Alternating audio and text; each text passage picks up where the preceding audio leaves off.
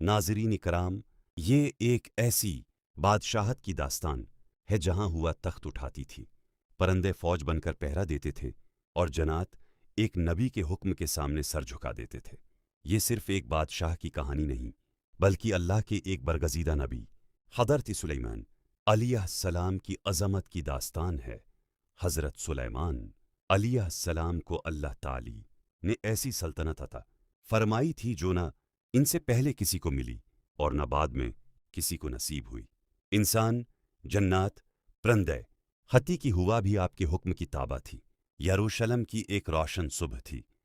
सूरज अपनी पूरी आब व ताब के साथ चमक रहा था, मगर हज़रत सुलेमान अलैहिस्सलाम के दरबार में धूप दाखिल नहीं हो रही थी, क्योंकि हज़ारों परंदे अपने परों से साया किए हुए थे। आप अपने अज़ीमुश्शान तख्त पर जलवा अफरूज थे। दरबार में इंसान, जन्नात और परंदे सब अपनी अपनी सफ़ों में खड़े थे। हर तरफ सुकून, नज़म और हैबत का आलम था। अचानक हज़रत सुलेमान अलैहिस्सलाम की निगाह आसमान की तरफ उठी। आपने महसूस किया कि एक जगह खाली है। एक खास परंदा नजर नहीं आ रहा था, वो हुदहुद था। हज़रत सुलेमान अलैहिस्सलाम ने बुलंद आवाज में फरमाया, क्या वजह है कि मैं हुदहुद को नहीं देख रहा? क्या वो गायब है? अगर उसने अपनी गैर हाजिरी की कोई वादिहिन वजह बयान न की तो मैं उसे सख्त सजा दूंगा या ज़ब्ह कर दूंगा। ये सुनकर पूरा दरबार खामोश हो गया। सब हैरान थे कि आखिर हुदहुद कहाँ गया। कुछ देर बाद अचानक दूर से एक परंदा तेजी से अड़ता हुआ नजर आया। वह हुदहुद था। वो सीधा आकर हजरत सुलेमान अलैहिस्सलाम के सामने हाजिर हुआ। उसकी सांसें तेज थीं, मगर उसकी आवाज में अजीब आतिमाद था। उसने अर्ज किया, ऐ अल्लाह के नबी, मैं सबा से एक ऐसी खबर लाया हूं जो आपके इल्म में भी नहीं थी। दरबार में हैरत की लहर दौड़ गई। हुदहुद ने कहा, मैंने वहां एक औरत को देखा जो एक पूरी कौम पर हुकूमत कर रही है। इसका नाम बल्कीस है। उसे हर तरह की दौलत, शान व शौकत और इक़्तिदार हासिल है। उसके पास एक अजीम अलशान तख्त है। लेकिन ए अल्लाह के नबी, मैंने देखा कि वो और उसकी कौम अल्लाह को छोड़कर सूरज को सजदा करते हैं। शैतान ने उनके अमाल को उनकी नज़रों में खूबसूरत बिना दिया है। वो समझते हैं कि वो सही रास्ते पर हैं, हालांकि वो गमराही में हैं। देख हज़रत सुलेमान अलैहिस्सलाम ने खामोशी से सारी बात सुनी, फिर फरमाया, हम जल्द देख लेंगे कि तो सच कह रहा है या झूठूं मैं से है। फिर आपने एक खत लिखा। इस खत की इब्तदा बिस्मिल्लाहिर्रहमानिर्रहीम से की गई। इसमें लिखा था, मेरे मुकाबले में सरकशी न करो और फरमानबरदार होकर मेरे पास हाजिर हो जाओ। ये सिर्फ एक खत नहीं था, बल्कि एक दावत थी, हक की तरफ बुलाने की दावत। आपने हुदहुद से फरमाया, ये खत ले जा और उसे उनके पास गिरा दे, फिर देखना कि वो क्या जवाब देते हैं। हुदहुद फौरन खत अपनी चोंच में लेकर सबा की तरफ रवाना हो गया। मलका बल्कीस अपने महल में बैठी थी। महल सोने, जवाहरात और कीमती सितूनों से मजीन था। अचानक एक परंदा आया और एक खत इसकी गोद में गिराकर उड़ गया। मलका हैरान रह गई। इसने खत खोला। इस पर लिखा था, बिस्म अल्लाहुर्रहमान अर्रहीम। और फिर हजरत सुलेमान अलैहिस्सलाम का पैगाम खत पढ़ते ही उसके चेहरे का रंग बदल गया और उसने फौरन अपनी सल्तनत के बड़े सरदारों और मुशीरों को जमा किया। एक अजीम अलशान दरबार सजा। सीनकड़ों ताकतूर सरदार मौजूद थे। मलका ने कहा, मेरे पास एक नहायत अहम खत आया है। ये सुलेमान की तरफ से है और उसमें कहा गया है कि सरकशी न करो और फरमानबरदार होकर मेरे पास आ जाओ। सरदारों ने जवाब दिया, हम ताकत वाले हैं, जंग के माहिर हैं और बड़ी फौज रखते हैं।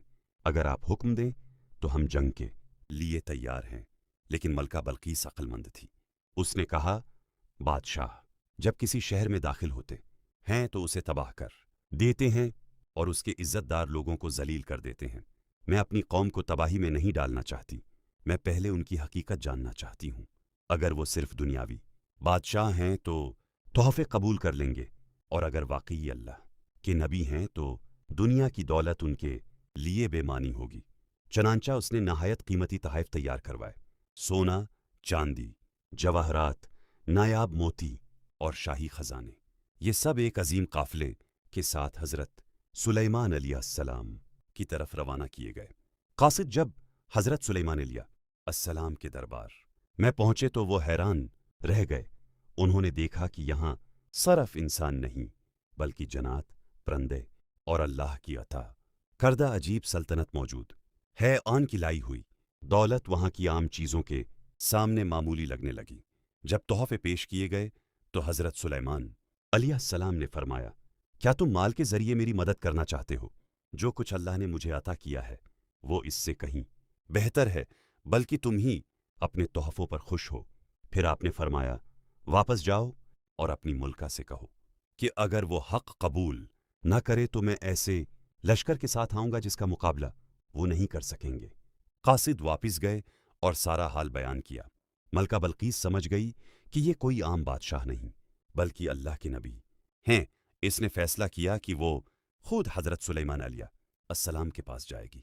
इधर हज़रत सुलेमान अलैहिस्सलाम को खबर हो चुकी थी कि मलका बल्कीस आ रही है। आपने अपने दरबार में फरमाया, तुम में से कौन है जो उसके आने से पहले उसका तख्त मेरे पास ले आए? एक ताकतूर जिन बोला, मैं दरबार ख़त्म होने से पहले ले आऊँगा। लेकिन एक शख्स आसिफ बिन बरखिया जिसके पास अल्लाह की किताब का इल्म था, अर्ज़ किया, मैं उसे आपकी पलक झपकने से पहले हाजिर कर दूंगा। और फिर पलक झपकते ही मलका बल्कीस का अजीम इल्शान तख्त हज़रत सुलेमान अलैहिस्सलाम के सामने मौजूद था। हज़रत सुलेमान अलैहिस्सलाम ने फरमाया, ये मेरे रब का फजल है ताकि वो आजमाए कि मैं शक्र करता हूँ या नाशकरी।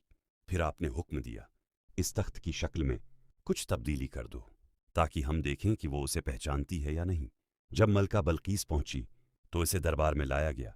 हज़रत सुलेमान अलैहिस्सलाम ने पूछा, क्या तुम्हारा तख्त भी ऐसा ही है? वो हैरान रह गई। उसने जवाब दिया, गाया ये वही है। फिर उसे शीशे के एक अजीम महल में ले जाया गया जिसका फर्श इतना शफ़ाफ था कि नीचे पानी और मछलियां नजर आती थीं। बल्कीस ने समझा कि ये पानी है और उसने अपने कपड़े ऊपर उठा लिए।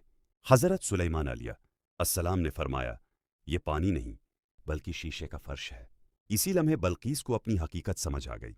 उसे एहसास हुआ कि वो सूरज जैसी मखलूक को पूजती रही जबकि असल ताकत सिर्फ अल्लाह के पास है। उसने फौरन कहा, ए मेरे रब, मैंने अपने नफ्स पर जुल्म किया और अब मैं सुलेमान के साथ अल्लाह रब्बिल आलमीन पर ईमान लाती हूँ। ये सिर्फ एक मुल्का की शिकस्त नहीं थी, ये एक रूह की फतह थी। ये कहानी हमें सिखाती है कि हदायत कभी भी आ सकती है, चाहे इंसान कितनी ही बड़ी सल्तनत का मालिक क्यों ना हो।